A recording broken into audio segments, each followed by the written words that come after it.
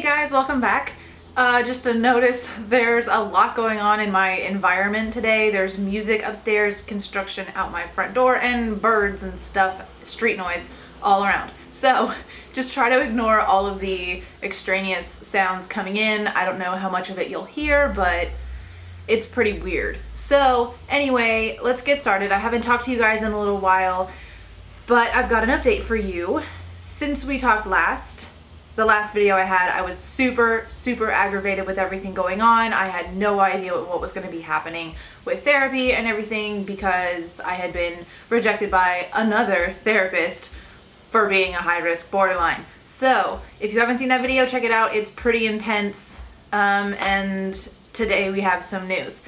So since we spoke last, I have seen two different therapists, one time each. So the first one I saw was actually brought from one of you guys. I got an email from one of you guys who actually works at a counseling center, and you said to me, hey, we can help you, come here and we'll help you. So I made an appointment. I went to do that, and the first appointment was not exactly what I expected. I thought that it was going to be more like a first therapy session, but it was actually more of an intake. So it is a counseling center, and unfortunately it's pretty far away from where I live, which is tough, but if that's the one that I choose to go with, then it'll be worth the trip. So that's the counseling center, which is just what I'm going to refer to it as. I've been struggling on whether or not I want to actually talk about the names of the practices or the centers that I go to. I want to be able to be like, I'm at such and such counseling center, but if I have opinions that are negative about these therapists or counseling centers, I don't want that to affect them and their businesses, which I don't know if that's unfair. Like, maybe I should be putting it all out there because you know that I'm all about being honest, but I don't know. I'm struggling with it. I gotta still think about whether or not I want to release all of that information. My whole goal here is to make things better for borderlines and other people struggling with mental illnesses to be able to get help. So maybe being upfront about it and saying such and such counseling center or practice doesn't do DBT and stuff like that, maybe that's helpful. I have yet to decide whether or not releasing the names of these places is relevant or advisable or what. So I'm still thinking on that. For now, I'm gonna just keep it vague because I'm still starting out. So and just because I haven't decided what I want to do with it yet. So for now, I'm just gonna call it the counseling center that's far away from where I live. So I went to the counseling center, and the first appointment was an intake. And so I went in pretty much expecting to be rejected again because honestly, and this is sad, but it's true, I'm really used to being let in for an appointment and then told, no, sorry, we can't handle it, or we're not qualified, or whatever. So I know by now not to get too attached, and so I just went in not getting very attached. So I went in, and it's a counseling center, and so that meant, let me say that 8 more times. Basically, it was a very clinical style thing. There was a waiting room, and it just kind of felt like a doctor's office, which I'm not used to when it comes to therapy. So that was definitely new for me. And then I was brought into a little office with a woman at a desk, and I was sitting in this little chair, and she asked me a bunch of questions about my history and, whatever. And she mentioned to me that she doesn't like labels. She doesn't like to classify people with the label of borderline or bipolar or whatever. And I understand that, but I still feel like it's important. I know that some people say that the diagnosis isn't so important as the treatment, and I agree with that, but I still don't think that it's advisable to ignore a diagnosis, especially if you've had that diagnosis confirmed. And we'll talk a little bit more about that in a few minutes. So she said she would rather just focus on my symptoms, especially for billing, which I thought was interesting because, as we've talked about before, insurance doesn't really like to cover borderline or many behavioral disorders. So she put me in as depression and anxiety and left out the borderline for billing, she said. So that's good, because then my insurance will not classify me as a borderline, I guess, unless they look into it. I don't even know how all of that works. All I know is that it doesn't really work, and I'm angry. I will forever be angry at the insurance system with how they treat borderlines, and I'm sure many other people that I don't even know about with the same struggle. But I could literally rant about that for days, as you know, so let me just continue moving here. So I went to the intake appointment, and then I answered all the questions. I rated a bunch of my feelings on a scale from 1 to 10 and 0 to 7 and all that stuff, and it was fine. She mostly felt bad for me that I had been rejected from so many different therapists, and one of the things that I really liked about this counseling center is that they stand for treating people that can't get the help that they need because of insurance and because of other stigmas and things. So I really like to align myself with people and organizations like that, because that's the same battle that I'm trying to fight right now. So that's a plus. And I have made a whole pros and cons list for this place, as I will do for every therapist that I see, because I'm really trying to find the right one so that my recovery can be as swift as possible and as effective as possible. So right now, my pros and cons list for this place, my cons kind of outweigh my pros, and I'm not really in a position to truly make my decision on whether I'm going to stay there or not, because I've only been there once, and it wasn't even really a therapy session. It was just kind of like intake for who I am and what I'm looking for and all of that. So I have a second appointment that I have to book still for the second intake, which is just paperwork. They told me it'll take 45 minutes to fill out the paperwork, and I'm slacking on getting that booked, because going out an hour and a half away from where I live to fill out 45 minutes of paperwork just for that is like, I'm procrastinating on that. I imagine you could probably understand why I'm not excited about the paperwork part of it. So after that, they told me that a week after paperwork is the psychiatric evaluation.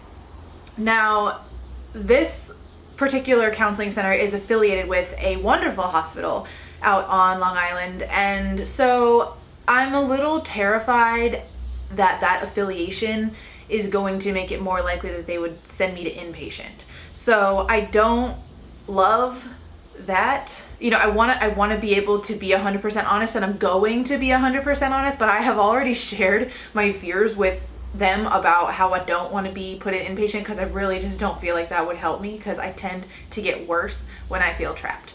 So I always have that in the back of my mind, like, oh my God, they're affiliated with a hospital. They can literally just send you right on over to the inpatient. And I don't know if that's how that works. I have no information on whether or not that's what they do. That's just what my brain has cooked up as my fear. So whether or not that's something that can happen, that's definitely on my radar of things to be scared of, even though that's probably completely invalid. So that's where I'm at with the counseling center right now. I did call them and ask them if they offer DBT, because I'm still reading The Buddha and the Borderline, which I think I've mentioned to you guys on here before, and if not on here, I've definitely talked about on Instagram.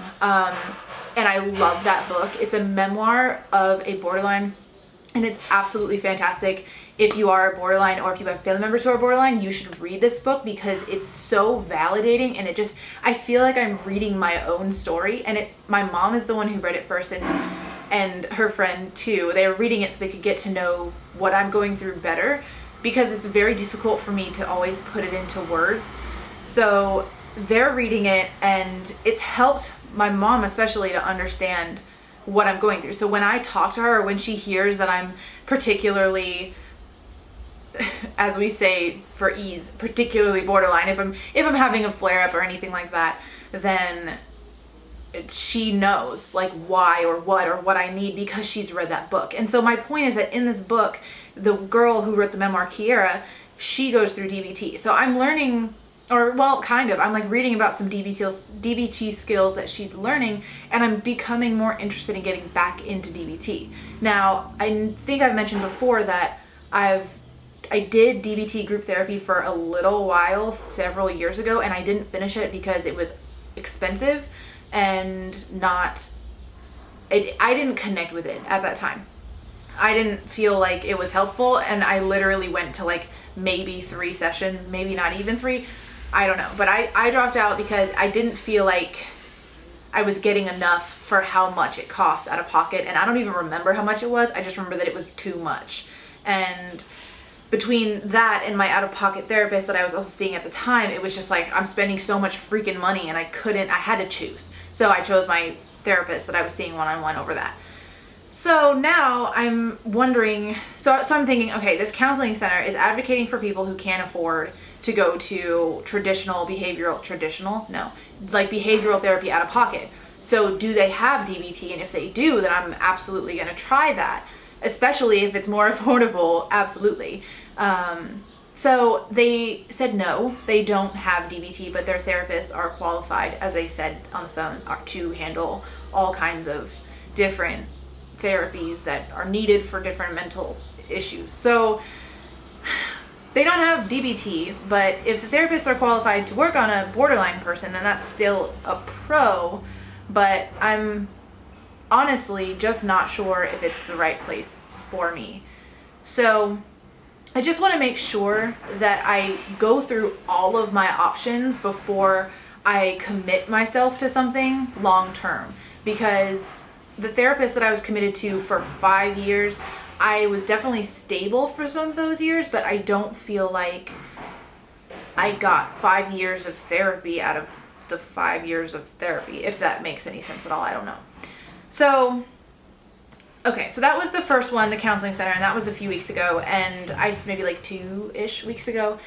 And then last week, I had another different therapist who I actually found out about through Drew's mom. So he's a therapist who specializes in EMDR, among some other different things, but he mainly does EMDR for PTSD patients. And EMDR, crap, I was gonna try to remember what this stands for, and I can never remember it. I'm gonna have to write it, because off the top of my head, I don't know, and I meant to look it up and do it again. But EMDR is basically where they stimulate, and for you doctors and scientists out there who are gonna be like, nope, she's got this wrong, I'm trying. It's basically where they stimulate your brain through your eyes. Like, so when you're in REM sleep and your eyes move, it makes your eyes move in that way so that it makes both of your sides of your brain function at the same time, and then it helps you recall memories. So the way that he does it is through these little vibration paddles that you hold, and they vibrate like one, like left, right, left, right, left, right, and so it keeps both sides of your brain active. And so, like I said, this is mainly for PTSD, and it's been proven to be very effective for patients with PTSD to help them remember triggers and things that have happened which cause the effects that they're going through currently. So if they had a trauma, then this is going to help them remember all of everything that happened, and then once that is brought out of the depths of your brain where you might hide it or suppress it, then your brain can use that information to heal you and to kind of like bandage up those wounds or sew them up even more. It's not just covering them again, it's literally healing them because you're exposing them to be healed. So now the reason why I decided to do this, now as far as I know, I don't have PTSD, but I know that I know that there has been a link by some clinicians between PTSD and borderline, and some therapists argue that they technically are the same thing. So I figure if borderline is a trauma-based disorder in a lot of ways, like a lot of borderline people have borderline because they went through a traumatic event in their childhood, then that could be helpful for me. So more than anything, I know that my mood swings are trigger-based. I know that certain things will set me off throughout the day. Like I'm really like flip-flop throughout the day. Like I can be totally good and happy and then hear a song or a text tone or something that reminds me of something bad, whether I can place that or not, and it'll like spin me into depression or a panic attack. And that can go on all day, like nonstop. So I know that there are triggers that I don't even know about, because I will have mood swings that have nothing to do with any triggers that I could at least identify, and I don't always look into my triggers, especially during panic attacks. Like I usually get 2 panic attacks a day, and if I I'm afraid that if I look into why, if I don't automatically know why, then I'm gonna just get more panicked and freak out more. So I'm hoping that the EMDR will help uncover some of my childhood and like early adolescent memories that I don't remember, because I definitely have years that I don't remember at all. So I want to remember that stuff, and then I'm hoping that having that new knowledge will help me unlock and heal some of what's going on with myself today.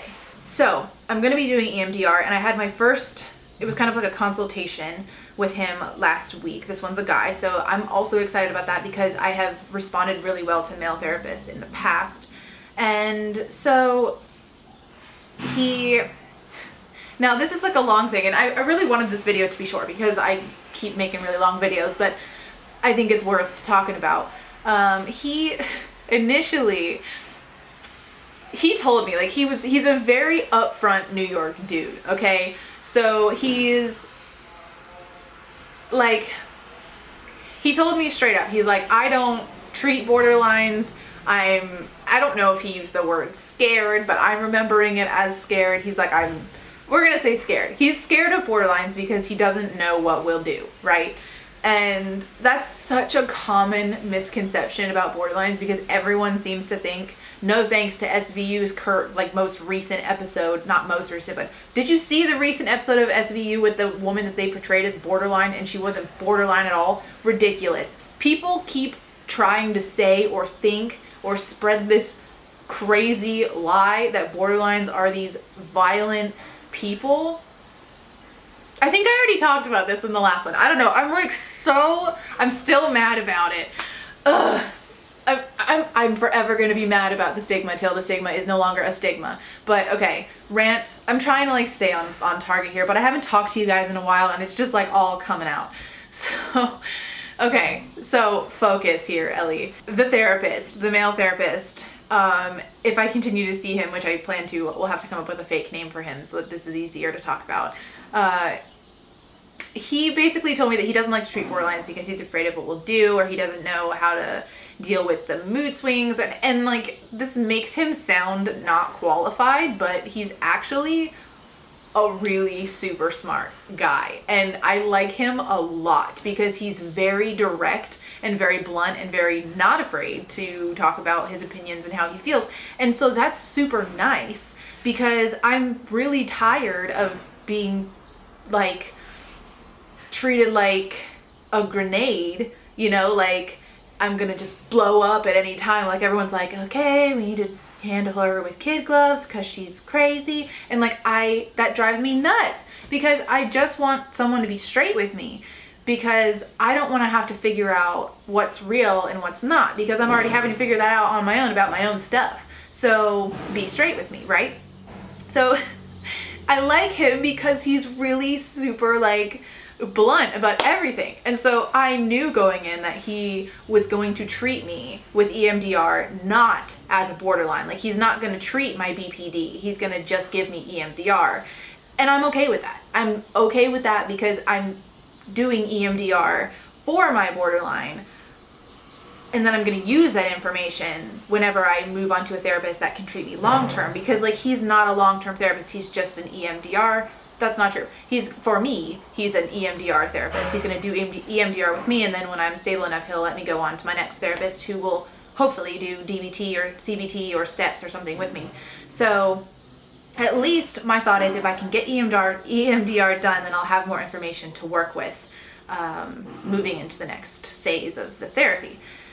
So I knew he was going to be confrontational, or at least I expected he would, and he was confrontational about borderline. He's like, you left me a voicemail when you were booking and you said, hi, I'm Ellie and I have borderline, and da da da. He's like, don't introduce yourself as having borderline. He's like, that scares people. And I'm like, why does that shouldn't scare people. This is what I'm trying to fight. Like, why is that scary? It shouldn't be scary. So we're going into the ins and outs of like how he views borderline and how I view borderline as someone who's been diagnosed with borderline personality disorder. And he's telling me, you know, about his past experiences with people who were borderline and like how that's shaped how he feels about it. And all I can really speak about is myself and how I've experienced other borderlines in the past. So after all of the back and forth and debate about it, we're going into, okay, why are you here? What do you want EMDR for? And I'm explaining that I know that I need help, and I know that I'm in a situation that I can't get out of on my own, so I'm seeking professional help in any way that I can get it, right? So he says to me, he's like, that's uncharacteristic of borderline, because most borderlines, in my experience, don't even want to admit that there's anything wrong with them. They think that they're perfect and everyone else should just get with the program. And I'm like, I don't know if I really agree with that. Or maybe I can really only speak for myself. But from the borderlines that I have experienced online, like on Reddit, on the pages that are for borderlines and like different forums for borderlines, most of them want help, at least in my experience. I don't know. Either way, he goes on to talk to me about borderline and me and life and, whatever. And he says, he's like, so what medication are you on? And I tell him I'm on Xanax. And oh, that was the other thing. I haven't started Abilify, because if I go with the counseling center that I talked about a minute ago, like several minutes ago, then they want me to use their in-house psychiatrist also, which means that I would have to drop my current psychiatrist, whom I love. And so I didn't ever start Abilify because I didn't want to start that and then they tell me to stop, and then I've put my body through another drug in and then out again, and that's just a lot on a body. So he said, okay, Xanax. He's like, all right, Xanax. He's like, are you on any ongoing medication, like daily, long term? And I'm like, no. I told him about the Abilify that I have the script for, but I haven't filled it. And he recommended, wait for it, Lamictal, which I know for a few of you, you're probably going to be like, yay, because I read, in the comments, a lot of you guys actually are on Lamictal or have been on Lamictal, or you have family members who are on Lamictal, and that's a mood stabilizer also. So my psychiatrist has been trying to get me on Lamictal for years, and I don't know exactly why I always say no, but I keep saying no, and finally I was like, okay, fine. If he says Lamictal and y'all say Lamictal and she says Lamictal, then I'm just going to get on Lamictal and give this a try. So I texted my psychiatrist that day and I said, let me get a script for this. This was about a week ago. It was last Thursday. And I said, let me get a script for this. And she said, okay, send it to the pharmacy. I filled it and I started it that night. So I have been on Lamictal for almost a week, and that's supposed to, overall for me, control my anxiety is what we're going for, because I'm taking 2 Xanax a day, and it's the lowest dose of 0.25 milligrams. But it's to the point where when I'm not taking Xanax, I'm panicky because I don't have Xanax in my body, and that's just not good. So hopefully the Lamictal will stabilize me in a way that I will not have crazy anxiety attacks, and then I'll be able to taper off the Xanax and then only use it for like emergencies and stuff like that. So I'm on Lamictal now. We're gonna see how that goes. So far so good. No real negative side effects. I take it at night because it knocks me out, and that's actually been great for my sleep, besides the fact that my dreams are weird and I usually don't remember them, except for the fact that I know that they were weird. So his whole reason for telling me to go on Lamictal was because he said that he wants me to be stable enough to be able to handle EMDR. It's not really something to be taken lightly, it's you're bringing up memories that your mind has suppressed for a reason. So especially for someone like me who deals with a lot of anxiety for unknown reasons, he is afraid that if I do EMDR and remember something, and you can also remember things after you leave the session or like in dreams and stuff like that, he wants to make sure that I'm stable enough to not go into a super duper panic attack because I'm remembering things that I'm not able to deal with. So I think that that's really smart advice, and I think and I appreciate that he's looking out for me in that way. Like he's really looking at the full picture here, and I really like that, and I really like him. So that was one of the reasons why I was kind of like, okay, I'm just gonna do this, because I would love to be more stable. That is the main goal here. So I'm on Lamictal. My very first EMDR session, where he will go into my brain with the vibrating things and go into my brain. I'll be going into my brain to try to remember things that I've covered up, is tomorrow. So I'm very excited. I'm so hopeful for this, and I really hope that it happens. And I'm trying not to get my hopes up too much, but like honestly, I'm really super excited. So that's tomorrow morning, and I wanted to get this video out before I do that because I know that I'm gonna hopefully have a lot to talk about after that, and I had all this information to tell you, and it's kind of just all thrown in your face because I waited this long to do it because I don't know, it's been crazy. But the point is, things are looking up. So I gotta decide what I want to do with the counseling center, and I gotta decide what I already decided I'm doing EMDR, so that's not a decision to make, but I'm looking forward to that. And so I got to decide what I'm doing with the counseling center, and then, you know, long term, is the counseling center what I want to invest my brain into, or is it possible that I can figure something else out? I don't know.